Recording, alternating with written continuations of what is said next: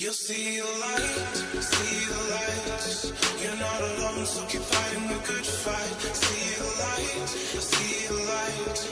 You're not alone, so keep fighting the good fight.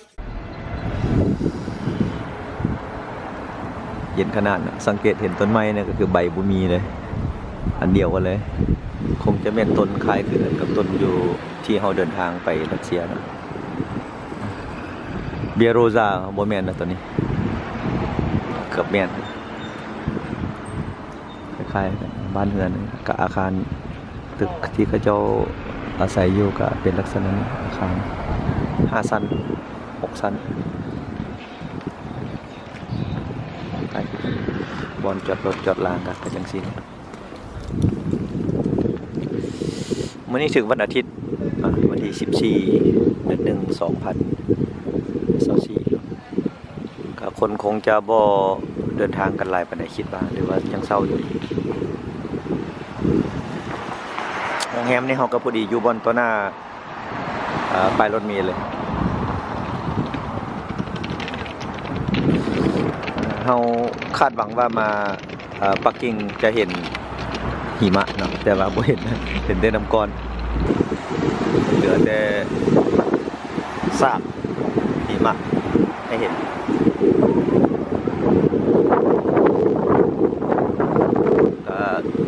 ตรเลบุสเนาะผู้ใดเคยเห็นอยู่อดีตสภาพโซเวียตเห็นอยู่เมืองปักกิ่งสายตรเลบุสรถเมล์สาธารณะเราเจ้าก็น่าจะประมาณ 3-4-5 นาทีมีคันหนึ่งมาสังเกตนี่ตรเลบุสก่อนโทรเลบัสคงจะแม่นเป็นภาษาอังกฤษสังเกตคนก็ทุกคนก็ใส่เสื้อกันหนาวหมด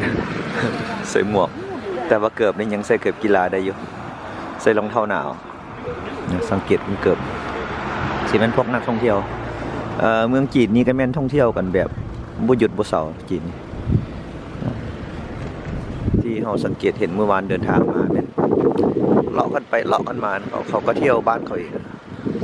ว่าโอกาสที่จะเดินทางเหนือฮอดใต้ตะวันออกฮอดตะวันตก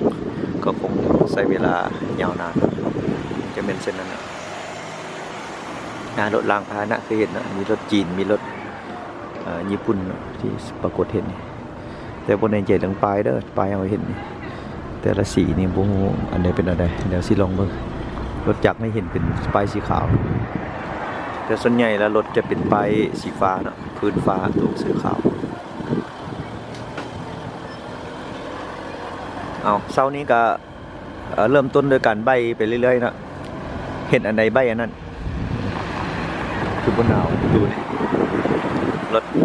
รถไฟฟ้านี่ถือว่าใช้กันหลายนะรถจักรสมมติรถจักรที่มีความแรงความไวคงจะ 50-60 กิโลเมตรต่อชั่วโมงถือว่าเขาเจ้าส่งเสริมการใช้รถใช้ถนนนี่โดยสมมติเป็นรถไฟฟ้านะถือว่าจีนนี่น่าจะเป็นอันดับหนึ่งบ่ อยู่ในโลกนี่เนาะหรือว่ามีโลกอื่นได้คือกันเพราะเราบ่มีโอกาสได้ไปเนาะแต่มีชาติหน้านึงสิได้ไปอยู่โลกอื่นนี่ โอ้เอียวกลับสิก็ได้เนาะคิดว่ามีแต่ลาวเว้ยเจ็กก็เฮ็ดคือกันสังเกตนี่รถ3ล้อ2ล้ออยู่บริเวณนี้ก็มีห้านขายอยู่แต่ว่าเป็นห้านที่บ่ใหญ่เนาะอยู่ของอาคารด้านลุ่มนะรถมี2 ชั้น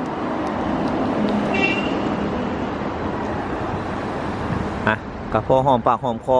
ได้กินอายคลิปต้นและเฮาตามกันไปในช่วงต่อไปของการเดินทางแงนหน้าเบิ่งโรงแรมแล้วก็เกียมเดินทางบัดนี้ไปได้บัดนี้ย่างบัดนี้ พร้อมลูกพร้อมพร้อมตะดึกโอกาสได้มาปักกิ่งครั้งที่ของชีวิตเข้าเมืองจีนก็ถือว่ามาไกลเกินควรขี่ยนต์ส่งต่อ ใส่ไม่เกียบยางสายวะรถเมย์2 ท่อนเห็นนี่แล้วคือเห็นสวยอ่ะรถเมย์สีเหลืองบนกระดาษ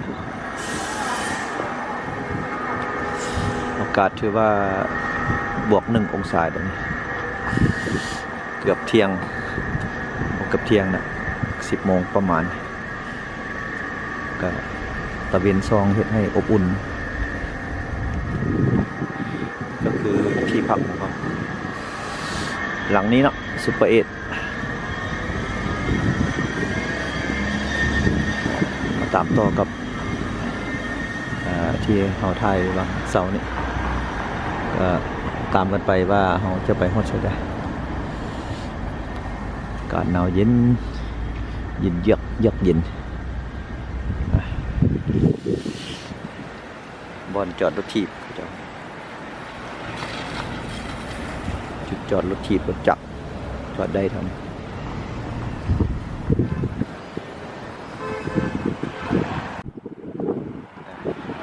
ลองมึกมามื้อนี้เฮาสิย่างได้จักเก่า ตามเคยย่างสถิติเดินทาง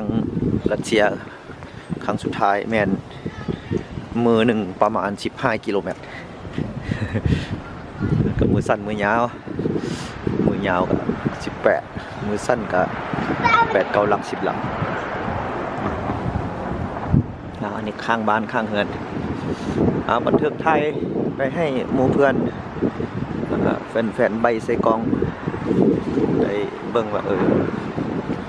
อยู่เมืองปักกิ่งเป็นจังได๋ผู้ที่เคยมาแล้วก็ฮู้แล้วผู้ที่บ่เคยฮู้ก็อาจจะได้มีโอกาสได้เดินทางมาจากที่เห็นคลิปของมันระวังรถเห็นป่ะ มันมาแบบเสียงเงียบรถนี่หันคาก่อนคา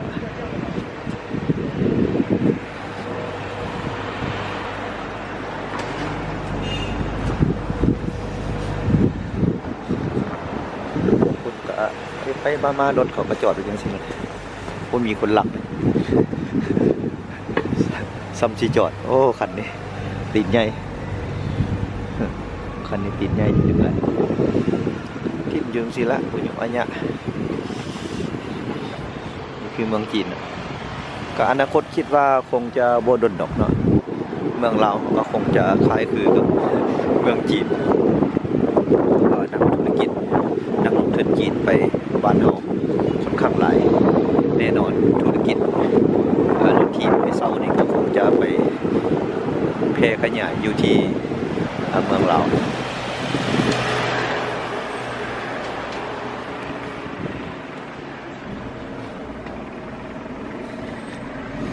นี่ก็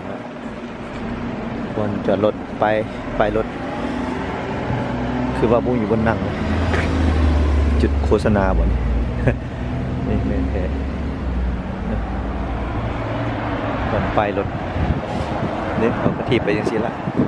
แล้วบ่หนาวบ่ร้อนอย่างไรสังเกตเห็นตั้งแต่เช้ามานี่ก็รถจักรไฟฟ้านี่มีหลายแล้วใช้กันหลายคิดว่าคงจะบ่ใช้เวลาโดนบ้านเราก็คงจะคล้ายคือบ้านเขาแต่ว่าเขามีเลนให้ขับอยู่เนาะโดยเฉพาะเป็นเลนที่ว่ามีเส้นขาวพวกรถถีบรถจักรนี่จะถีบกันจะขับกันอยู่ทางด้านข้างเขาจะบ่ไปนอกหมอนี่คือว่าขี่สวนสายขี่ผิดเลนหมดคือว่าสิมีแต่บ้านเขาก็มีผิดคือกัน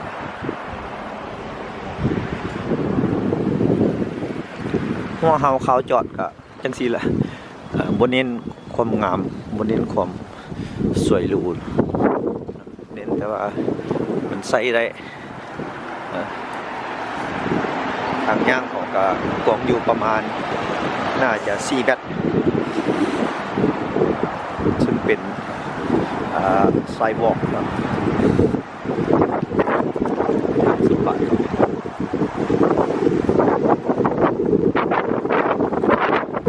กับต้นไม้ขาดบ่ได้เนาะระยะ3 หรือ 4 เมตรจะมี1 ต้นเห็นป่ะเขารักษาต้นไม้แคมทางคัน ง่ามันเกะกะเขาก็ตัดสังเกตดูตัดเดี่ยวไปเขาก็ตัดทางลมนี่เขาซอยออกมัดนะเอาผู้ที่รับผิดชอบอยู่ต้นไม้แคมทางบ้านเขาเนาะโดยเฉพาะเขตเมืองเวียงจันทน์สังเกตเห็นก็เอาไปนำใช้เขาบอกให้มันบดบังวิวทางด้านลมความสูงประมาณ3-4 เมตรนี่เขาใส่จุดครับ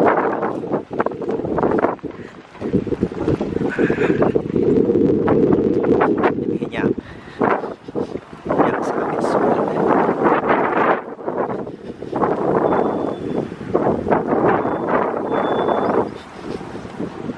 เด็ดนะเขาก็มีเลยรถจักรเนาะ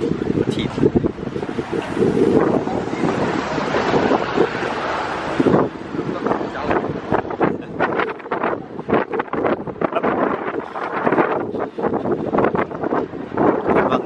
3 ตอน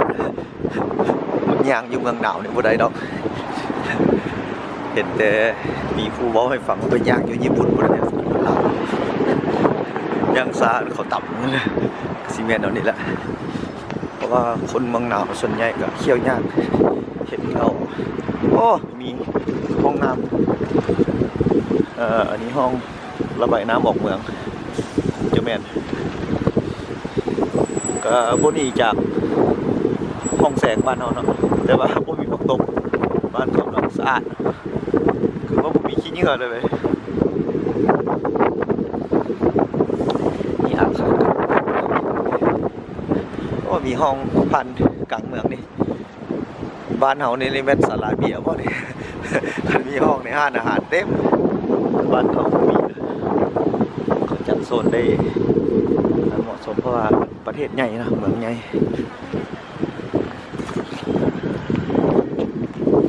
เนาะบรรยากาศย่างไปใบไปเห็นอันใดก็สะดุดก็เว้าไปตามที่เห็นนะถึกได้ผิดได้เนาะก็ฟังกันไปพี่น้องปองไปฝุ่นกล่องเอเย่รถถีบใกล้ฝุ่นฝักทางตรงนั้นนะที่สำคัญสังเกตก็คือบ้านเขานี่ก็จะให้โอกาสคนใช้ถนนหรือว่าใช้ทางข้างทางหลวงนะนั่นก็คือทาง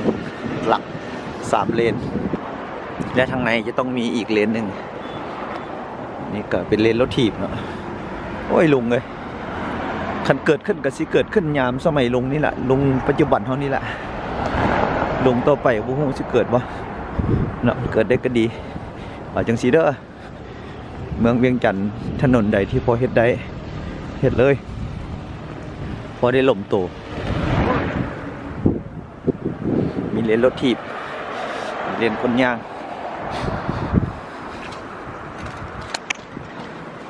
เห็นป่ะรถเขาก็เป็นการประหยัดน้ำมันซอยหลัดบ่ให้รัฐเขาได้นำเข้าน้ำมันหลายก็จังสิล่ะ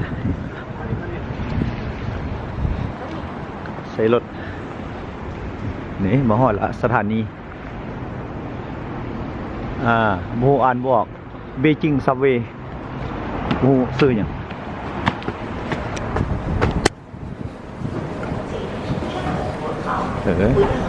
บนหลบหนาวกันสลายมาหลบเป็นยัง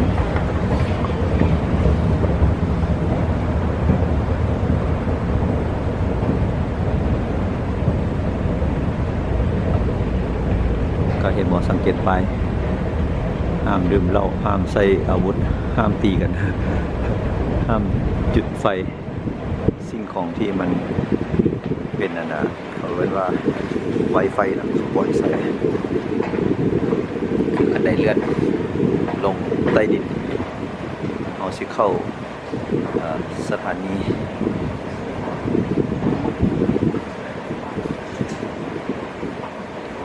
จะไปซับเวย์สายสีม่วง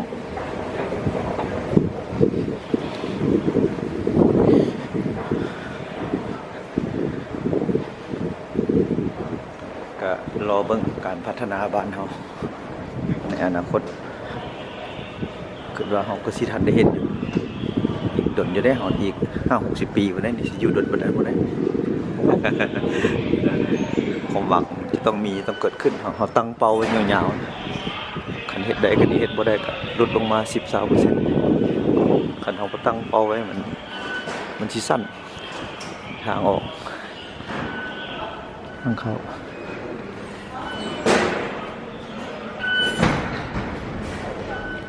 จะมาซื้อปีจะมาจ่ายค่า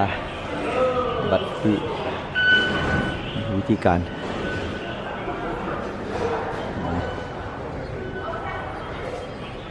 สิไปใส่ได้ยุ่งปั่นยุ่งตีกัน เอาตู้สี่กับตู้สามมาเนี่ยถือว่าบ่สามารถที่จะไปได้เลยอ่ะคิดฮอดหมู่ทุกคนเด้อโดยเฉพาะกับหมู่เพื่อนที่อดีตสหภาพโซเวียตรัสเซียนะแล้วก็หมู่เพื่อนที่อยู่ในกลุ่มที่รถทำกันถือว่ามาฮอดบันเทิงแล้วเนาะอยู่ที่ซับเวย์รถไฟสายสีม่วง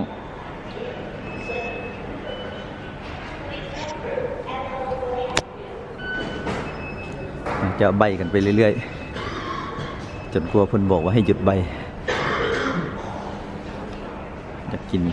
ของกินแบบจ่ายก็สแกนและจ่ายสแกนและจ่ายเอาตู้4ตู้3มาเมืองหลวงเมืองมังกรทุกอย่างก็จะทันสมัย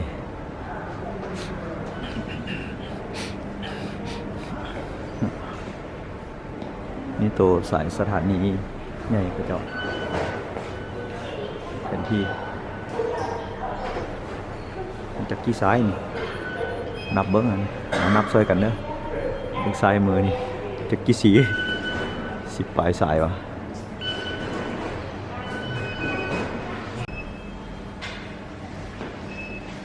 นี่ก็คือทางย่างของคนพิการที่ว่า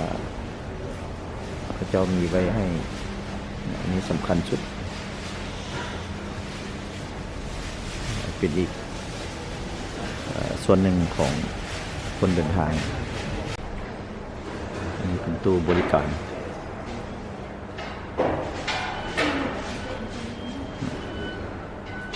ก็มีทั้งภาษาอังกฤษและก็ภาษาจีนแต่ว่าตู้นี้สากลมี English อยู่นี่นะ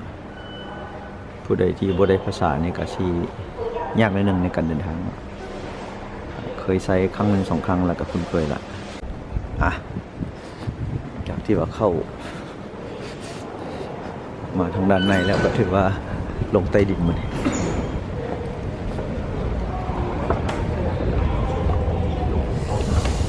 ทั้งหมดเพราะอันเมื่อกี้มีอยู่13 สายมันมีเดีย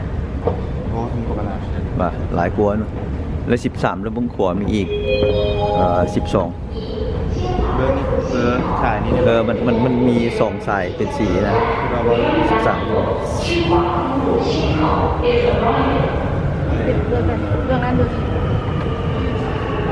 เบื้องซ้ายนะนี่ดินใต้ดินซับเวย์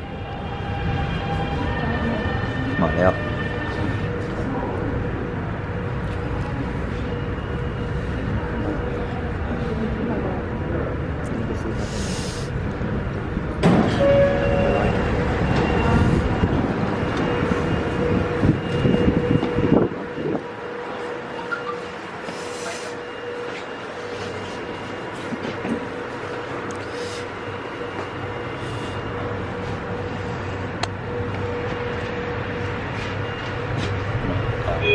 คือว่า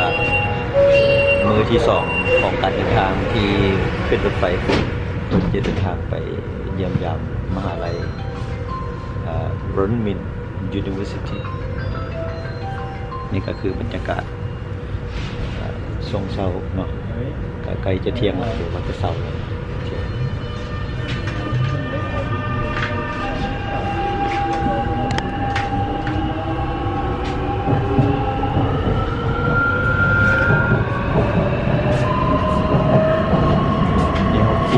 สายสีม่วงกูเห็นมันแล้ว下一站เห็นเนาะมันสะท้อนแสง换乘地铁车皮行乘客，请准备下车。下一站是日本。 คงจะคือกับหลายๆสถานี 安全，进入在乘坐交通工具出行时，系带好口罩。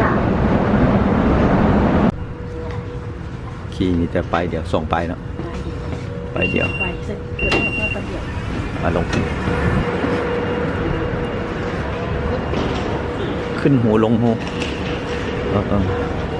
ไปปะนี่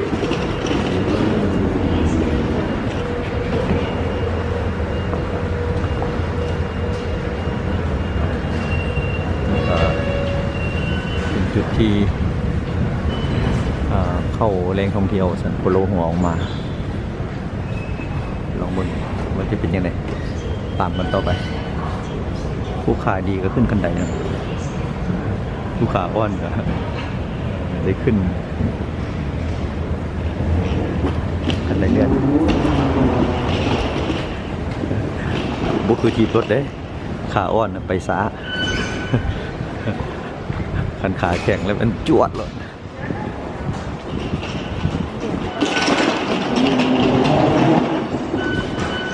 นี่ออกเมืองนะเห็นไหมโอ้มาบ่แม่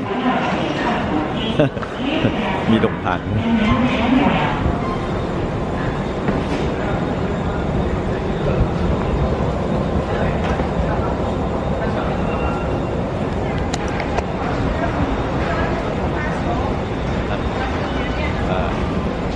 เป็นคู่นะ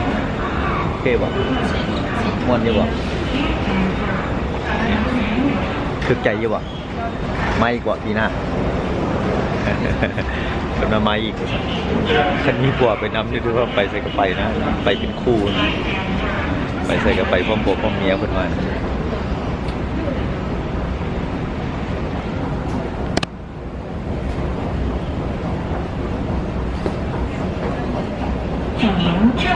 เข้าหูลงหูขึ้นหู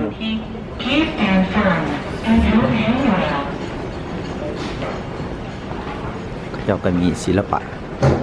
ข้างทางอยู่ใต้ดิน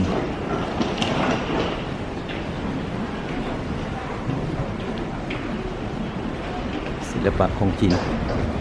บ้านเราก็คิดว่าคงจะมีในอนาคตก็คือที่เห็นอยู่ดอก อีก 50-60 ปีเขาเนี่ยยังมีโอกาสที่เห็นไปเรื่อยๆเขาสังเกตบางคนเขาเจ้าเนี่ยบริสุทธิ์คน มุ่งหน้าแต่ว่าเป้าหมายค่อยมือนี้ที่ไปใส่ไปเห็นอย่างบริสุทธิ์กันคนเมืองใหญ่กันนั่นนะบริสุทธิ์เจ้าบริสุทธิ์ก็ค่อยเช็ดอย่างค่อยกับบริสุทธิ์นะ โอ้ลงมาอีกใต้ดินสั้นที่2สั้นที่3แล้วนะไอ้สายเนาะ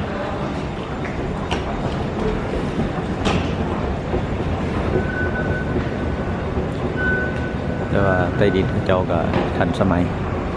ถ้าเทียบกับใต้ดินที่เราไปรัสเซียก็ความสวยงามก็เป็นอีกแบบของเก่าอันนี้มันเมืองทันสมัยเมืองใหม่ต่างกันโอ้อยากไปเห็นยุโรปเมืองตะวันตกกับอเมริกาบ่ออสเตรเลียบ่อยู่ไสมันสิเป็นจังได๋ ขึ้นว่าศาสตร์หน้ามีสิเห็นอยู่ศาสตร์นี้ก็สิบ่เห็นแล้วอันนี้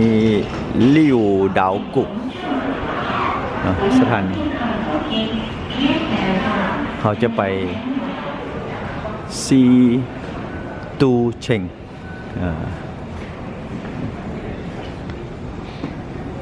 สถานีนี้ก็แบบทั่วไปเนาะธรรมดาบนเน้นศิลปะเน้นแต่ว่าใส่ได้บนเน้นศิลปะแต่ว่ามื้อนี้นุ่งเต็มที่ นั้นเขาเบิ่งเจ้าพายแล้วเจ้าเบิ่ง แล้วก็ได้ใส่เกือบแล้วก็โอเคแล้ว